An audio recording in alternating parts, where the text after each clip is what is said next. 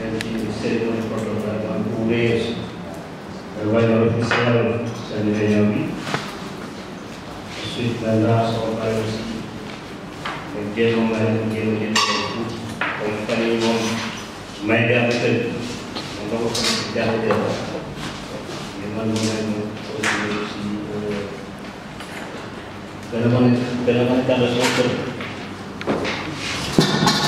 donc monsieur di nuyu médecin chef di nuyu chef de service yëpp di nuyu représentant UNICEF di nuyu le directeur exécutif de l'ONG notre frère Omar di nuyu association yi fi teew yëpp di nuyu partenaires yi ak participants yëpp kenn ku nekk ci turam ak santam ak ci grade bi mu yor sunu kàddu honorable député maire de Diourbel Madi Fall moo ñu fi yebal pour que ñu mën ko teewee ñu sawar ci loolu tamitam parce que wax dëgg yàlla liggéey bu am solo la ñu topp ko boobaak léegi association bi ONG bi Soyons Ensemble ak Omar Sy day jëri activité bu muy def boole nañu ci ñu koy sant ci collaboration boobu noonu ak boole bu ñu ci boole ndax lépp lu ñuy def ci dëkk bi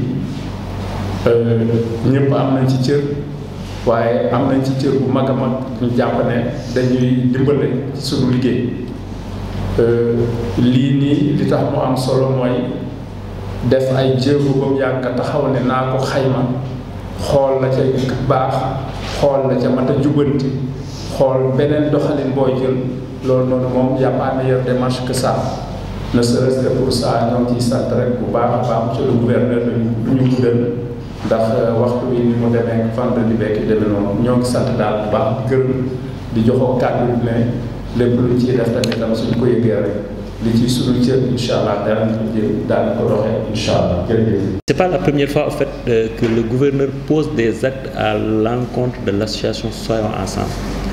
Dans les CRD, l'association Soyons Ensemble est conviée à ce cadre de réflexion qui est au niveau régional, qui est un cadre très stratégique. Parce que c'est là où on définit la politique, c'est là où on met la mise en œuvre de ces politiques, mais c'est là où on suit et on évalue au fait ces politiques. Donc vraiment, monsieur le gouverneur, soyez-en vraiment remerciés. Je voudrais au fait continuer dans le même sens des remerciements, remercier l'UNICEF qui est représenté là par Madame Do, avec qui j'ai eu à travailler dans le passé, parce qu'elle a fait la région de Diourbel. Je pense qu'elle a fait quelque chose comme 10 ans, 15 ans. Si on sait qu'elle a débuté d'abord par Bambey, avant de venir au niveau régional. Donc nous lui félicitons en tout cas d'avoir fait confiance à l'association Soyons Ensemble. Donc soyez-en remerciés, Madame Doro. Mais aussi remercier en fait la région médicale avec laquelle on a contractualisé. Donc vraiment, Madame, nous vous demandons de transmettre nos vifs remerciements à Monsieur le médecin-chef de la région. Mais je ne vais pas m'arrêter en si bon chemin concernant le secteur de la santé.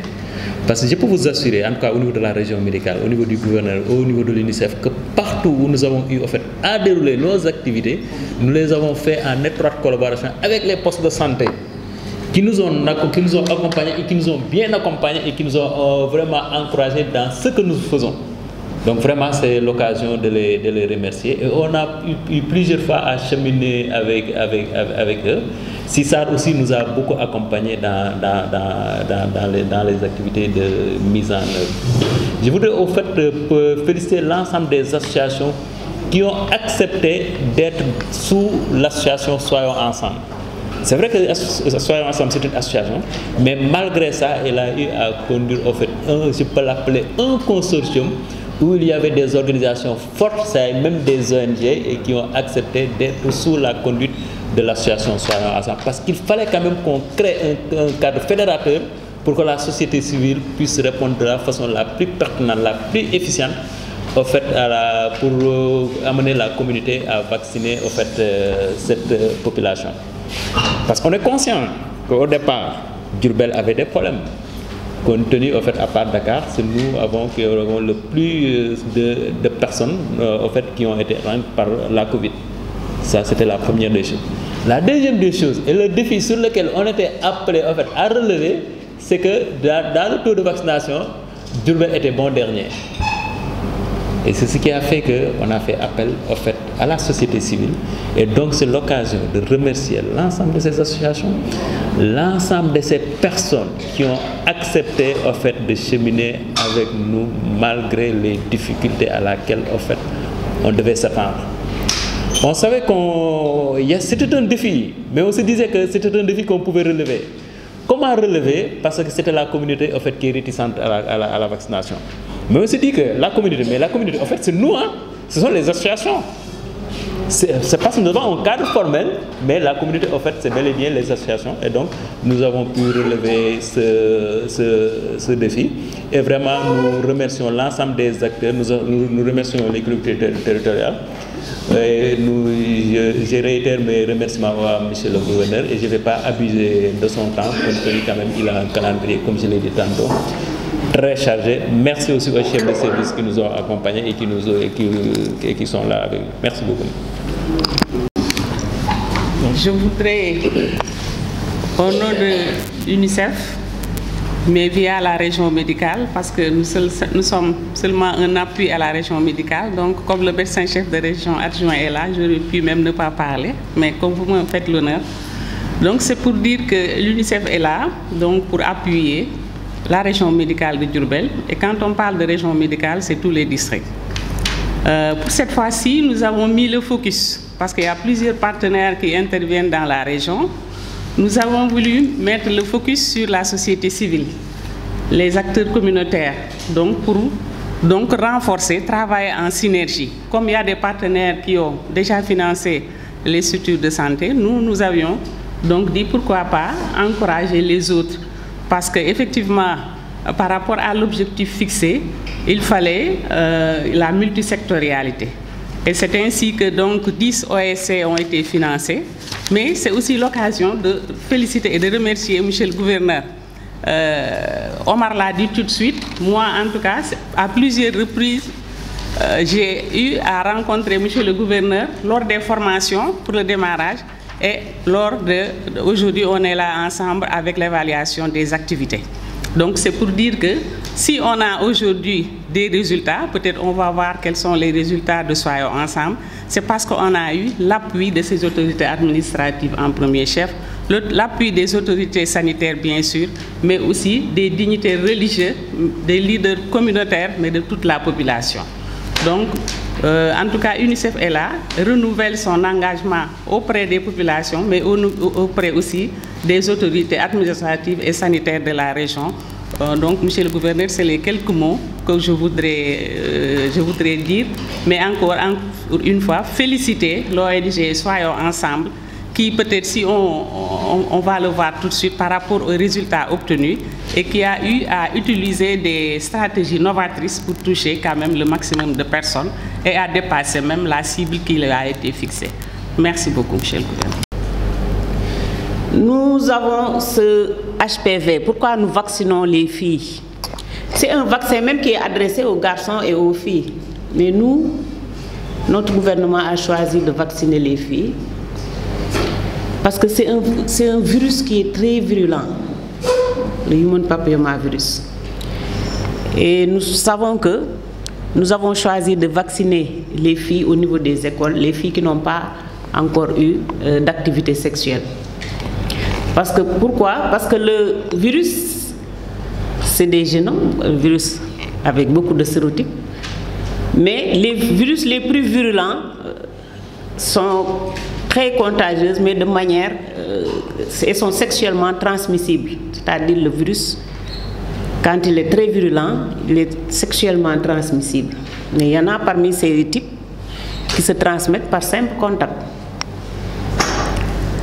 Et aujourd'hui, cette ONG Soyons Ensemble a choisi de nous présenter les données issues des activités de ses membres. Nous sommes ravis parce que peut-être nous avons certaines données avant cette présentation, parce qu'il y a le responsable de l'UNICEF qui suit de près les activités, mais aussi nous compilons les données au niveau de la région via les districts. Seulement peut-être le seul hic est que actuellement avec les mouvements d'humeur, nous aurons des résultats peut-être incomplets parce qu'il y a la rétention des données qui fait que nous aurons peut-être une partie des données. Mais peut-être que l'ONG, qui se chargera de gérer ces acteurs, pourra nous transmettre peut-être l'essentiel, l'intégralité des données issues de ces activités. Et je le disais tantôt, que la région de Diourbel est ciblée et très bien regardée au niveau national par rapport à ces indicateurs concernant la vaccination. Et c'est ce qui a valu aux partenaires de financer toutes ces activités pour permettre un peu de les relever. Merci, madame. Donc, monsieur le maire de la commune de Diourbel, madame la représentante de l'UNICEF, messieurs les chefs de services régionaux, à savoir le développement communautaire et directeur de l'Agence régionale de développement, monsieur Omar Sy Aw de Soyons Ensemble et l'ensemble du personnel de l'association Soyons Ensemble, mesdames, messieurs, chers invités, chers participants, monsieur la Croix-Rouge, je voudrais tout d'abord féliciter chaleureusement l'ONG Soyons Ensemble pour avoir bien voulu accepter de contribuer à l'effort de relèvement ici de ce taux qui était faible. Lorsqu'on présentait ici, lors d'un CRD avec le médecin-chef de région, on disait que le taux pour la région de Diourbel était à 7%. Donc, j'étais la dernière région parmi les 14 du Sénégal en matière de vaccination contre le Covid-19. La dernière région. Donc, sur ce, il nous fallait dégager des stratégies nouvelles pour nous permettre au moins de hisser ce taux de 7 jusqu'à 70% d'ici le 31 décembre 2022. Donc, d'ici une semaine, l'année 2022. Donc, beaucoup de stratégies ont été développées parce que c'est le moment vraiment de féliciter aussi l'UNICEF qui ne cesse jamais de nous accompagner, surtout dans le domaine de la petite enfance. Devant nous présenter son bilan. Je ne dirais pas bilan, mais sa participation, sa contribution à l'effort régional de lutte contre le Covid-19. Je voudrais aussi maintenant remercier tous les volontaires et toutes les bonnes volontés qui ont su accompagner l'ONG Soyons Ensemble pour atteindre ces résultats. Nous savons tous le rôle essentiel, important que doit jouer la société civile de l'État du Sénégal. Donc partout, dans tous les segments de la société, dans tous les segments de la vie d'une nation, on doit sentir la présence de la société civile. Donc, M. Omar Sy Aw, Soyons Ensemble est en train de jouer sa partition, comme tout bon citoyen. Je crois que c'est par là aussi qu'on mesure les actes d'un bon citoyen. Vous vous rappelez tous, la semaine de la petite enfance cette année a été réservée à un thème si important qui est le civisme. Qu'est-ce que le civisme? C'est participer à tous les efforts de développement économique et social de la nation. C'est ce que Soyons Ensemble est en train de faire. Donc nous ne cesserons jamais de vous remercier Et nous serons toujours à vos côtés. Parce que vous savez, en dehors de Soyons Ensemble, nous travaillons de votre association Soyons Ensemble, nous sommes toujours ensemble. Parce que tout à l'heure, je vous parlais qu'il y a la conférence qui se profile à l'horizon, la conférence territoriale qui se profile à l'horizon, et les ONG ont un rôle important en matière vraiment d'appui socio-économique aux populations de la région de Diourbel. Sur ça, vraiment, je remercie l'ensemble des participants à cette réunion d'évaluation et prie vraiment Allah, et en ce jour béni du vendredi, que tous les résultats qui sortiront d'ici pourront apporter en plus à la région médicale. Donc, Madame de l'UNICEF, soyez-en remerciés. Les partenaires aussi, membres de la société civile. Donc, tous nos remerciements et toutes nos prières, que Dieu accompagne toutes vos activités. Je vous remercie. Soyons ensemble pour la belle présentation et surtout l'importance de partager les bonnes pratiques. Parce qu'une chose c'est de faire un exercice, mais une autre chose aussi c'est vraiment d'inviter tous les acteurs pour dire que voilà ce qu'on a fait, voici les résultats, voilà ce qu'on peut retenir en termes de bonnes pratiques, voilà un peu nos faiblesses, peut-être les leviers sur lesquels on pourrait agir pour quand même améliorer la performance. Dans sa présentation, on a senti quand même la transparence dans la gestion, la bonne gouvernance et surtout ce qu'on appelle le principe de redevabilité. C'est important. C'est ce qui nous manque, c'est ce qui manque à nos gouvernants, c'est ce qui manque à notre société civile. Le principe de redevabilité, c'est le principe de rendre compte. On vous a confié une chose, maintenant il faut rendre compte pour dire voilà ce que j'ai fait, voilà comment je l'ai fait. Le budget, il l'a dit, c'est transparent, il n'y a rien à cacher, voilà la gestion. Donc par rapport à ça vraiment on félicite, soyons ensemble. Et surtout, la dynamique partenariale. Soyons ensemble avec toutes les autres associations à l'échelle des quartiers, comme les ASC, les Badjanogor, les GIE, les GPF. J'allais inviter M. le maire, malheureusement qui est sorti, à s'inscrire davantage dans cette dynamique pour redynamiser les conseils de quartier. Parce qu'on a senti que l'échelle quartier, c'est l'échelle la plus pertinente pour pouvoir quand même faire passer l'information. Bon, j'avais des questions, mais heureusement que M. Aou en est revenu peut-être en fin de présentation. C'est sur les indicateurs. Parce que dans des exercices comme ça, c'est important de se fixer des indicateurs de départ et des indicateurs d'arrivée pour voir est-ce qu'il y a un saut qualitatif par rapport à ce qu'on s'était fixé. C'est important. Heureusement, il a dit, quelque part, ils ont atteint, on les avait fixés 1000, ils ont atteint 1300. Pour l'autre vaccination, c'était fixé 500, on a atteint 700. Donc, ils ont largement dépassé peut-être les objectifs visés. Juste peut-être si on pouvait avoir des indicateurs sur les cibles. Quelles sont les cibles? C'est des jeunes, c'est des femmes. Et par rapport aux cibles, est-ce qu'on a des indicateurs objectifs?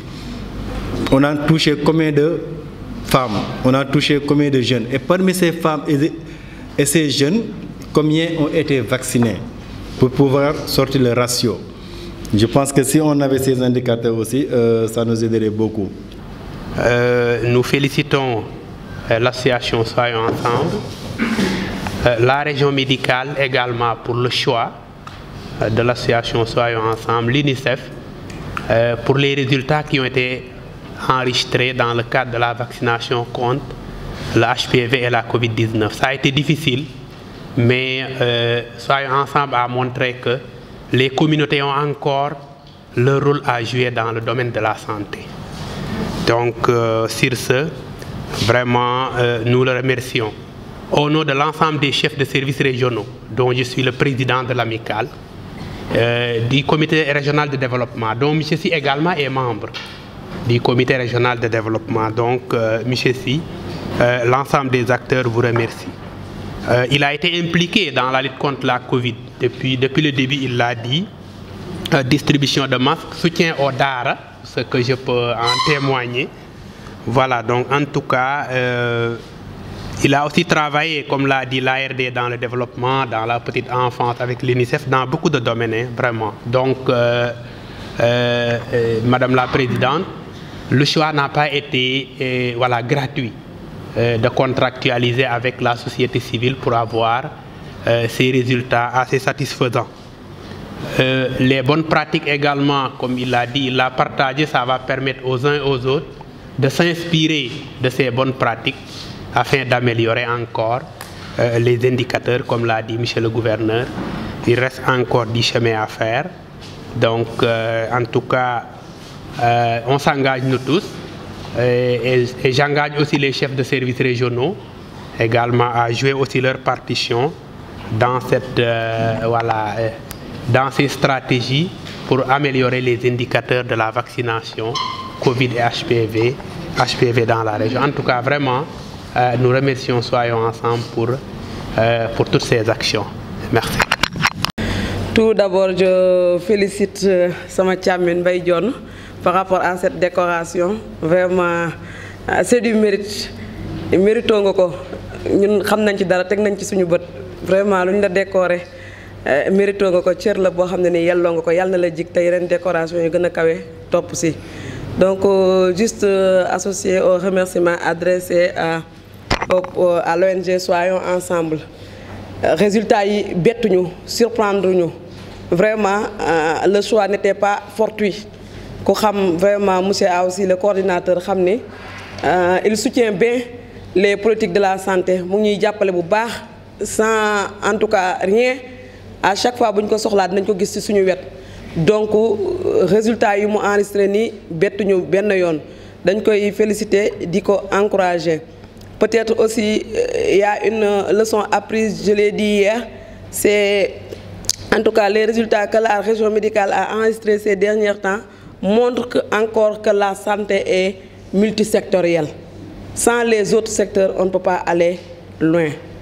Donc en tout cas di rafetlu bu baax di remercier encore képp ka nga xamante ni jàppale na ko ci liggéey bi di ko di réitérer encore ñu nit suñu engagement auprès de lui pour jàppale ko di ko wax ne ko macha allah gis nañ liggéey bi rafet na partage résultats yi macha allah gis nañ ko wax na ci biir présentation def na ba def luñ ko santul sax pour atteindre les résultats et elle a eu vraiment les fruits de ce qu'il a en tout cas fait. Donc encore une fois merci beaucoup à Soyons Ensemble à travers monsieur Aoussi mais aussi merci beaucoup aux partenaires UNICEF à travers madame Ndour Soxna Ndiaye jërëjëf.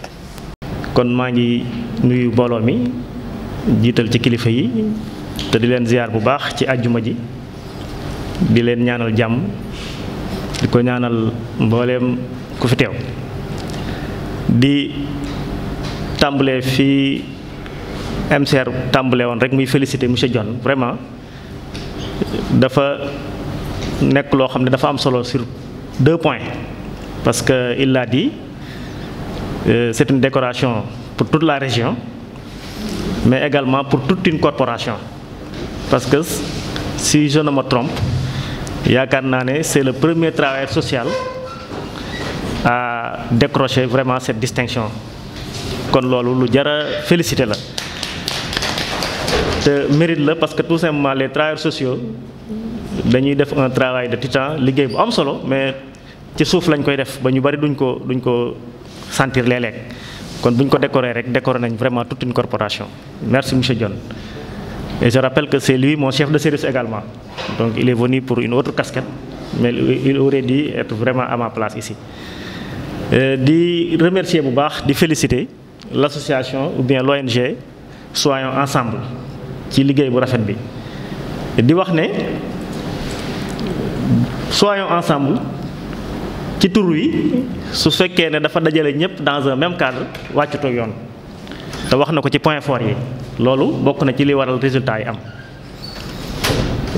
loolu daf may fàttali rek lu suñu génn góor waxoon un ancien enseignant là mu ne la pauvreté est une chance en pédagogie boo ko déggee nag boo xamut mën laa jaaxal ndax daf lay permettre nga mën a créer nga mën a réfléchir waaye lii it le fait que la région de Diourbel soit la région la plus affectée maanaam région bi ëpp lu ko laal ci Covid bi waaye nekkit région bi mujj ci vaccination xaw na metti ci dégg waaye am na lu mu def nag am na njëriñ li mooy permettre na acteurs yépp daje ba bu ëllëg bu nu dara bettan rek ñu mën a jug réagir kon loolu dañ leen ciy félicité bu baax a baax a baax loolu la olof yi wax naan aw ay baaxut waaye askay baax na askay nag mooy ay su ndaw rek waaye aw ay nag moom baaxut moom waaye askay baax na waaw en toute chose malheur est bon loolu moo tax tubaab di wax loolu parce que ça te permet vraiment de prendre tes gardes de réagir de façon spontanée may dëggal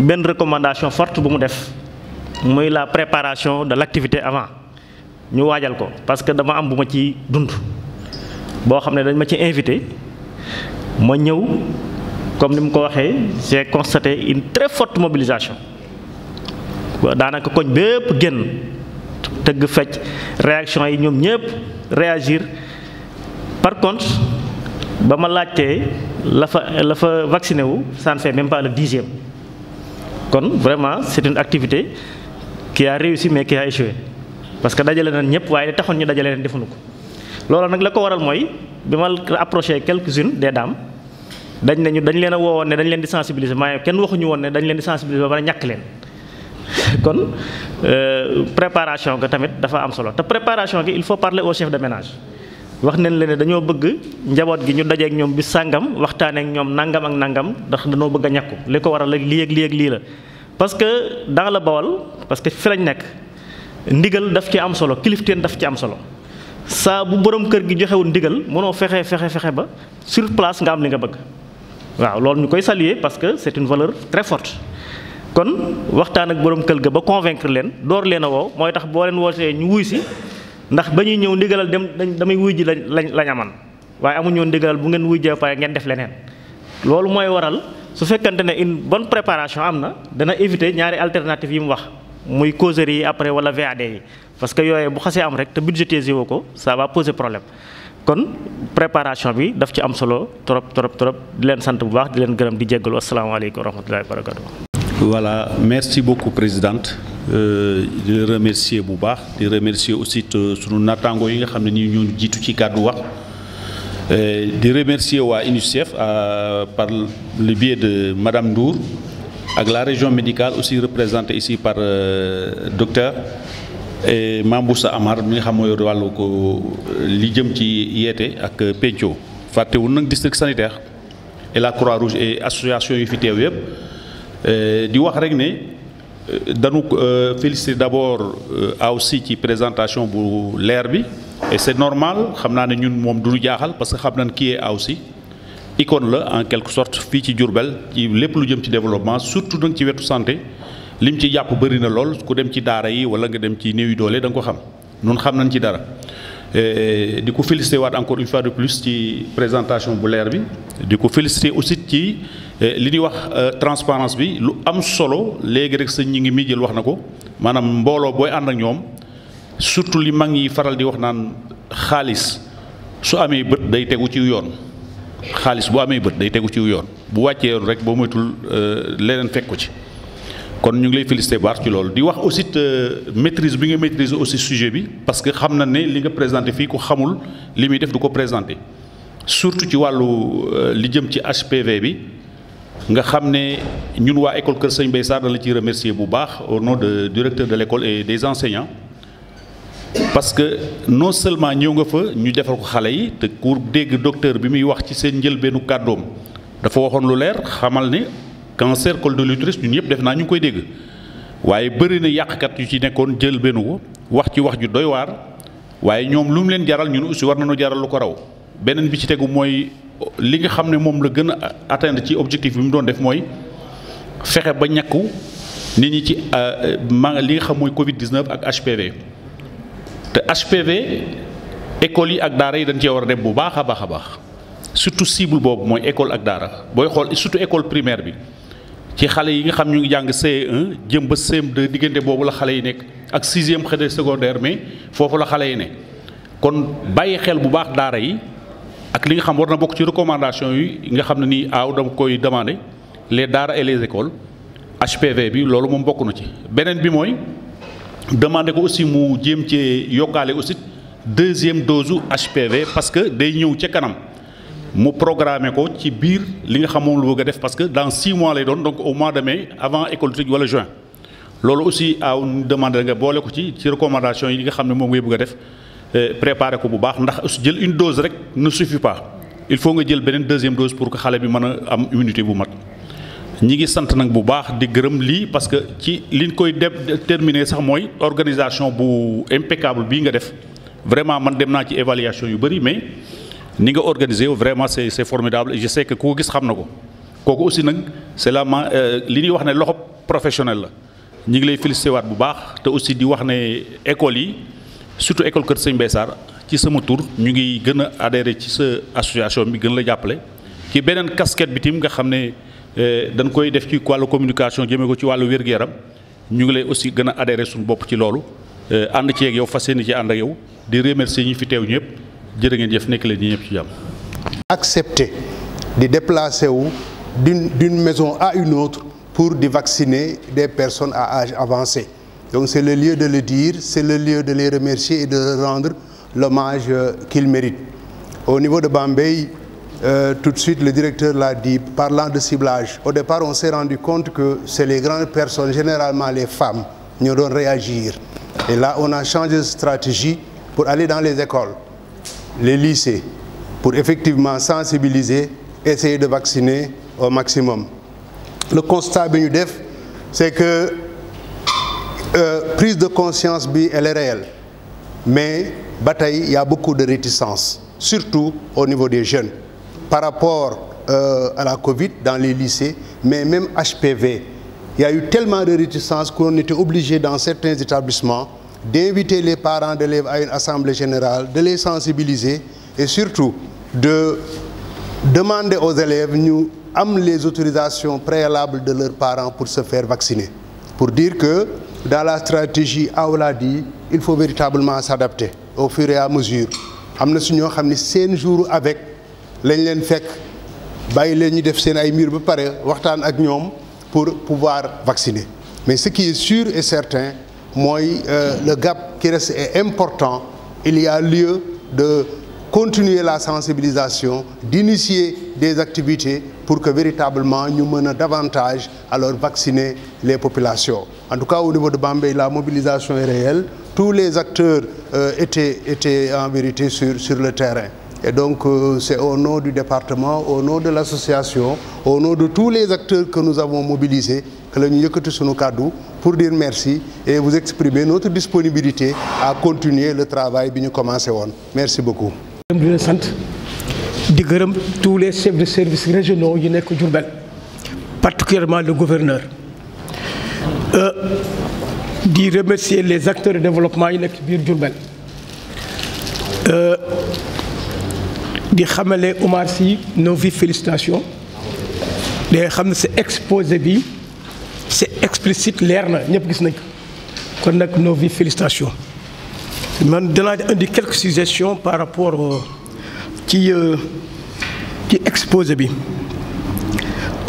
am nga loo wax nga ne soo leen def seen séance de sensibilisation il y a une forte mobilisation mais malheureusement réalité bi objectif pour nit ñi vacciner dafa des kon cela veut dire que information yi nit ñi xombaay moo lay indi mais détenu ñu information yi am solo nit ñi il faut ñu informer leen de soo xoolee vaccination bi dafa am ay réticence trop yu am sur le terrain man xam naa ci dara damay gis groupement de femmes bi soo leen di wax ay vaccination dañuy dellu ginnaaw pourquoi ñuy dellu ginnaaw dañuy ñàkk suñu doom yi mais dañ ciy gisaat leneen gis ko vacciné mu am effet secondaire yu am ci loolu kon nag il faut ñuy informer population bi quelles sont les conséquences par rapport à ça ñu mën ko maîtriser beneen bi ci topp mooy j'ai fait un constat fii ci biir salle bi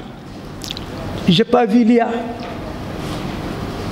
yaa néew fii te récipiendaire bi nee na école Kër Serigne Mbaye Sarr am na cadeau bu ñu ko jox kon les élèves sont impliqués cible la kon IA war na mën a nekk fii comme développement communautaire ñu fi nekkee parce que y a un groupement de femmes bu nekk Bambey récompensé nañ ko kon donc IA war na fi mën a représenté wu comme ça la prochaine fois ñu mën a joxe information au niveau des établissements scolaires.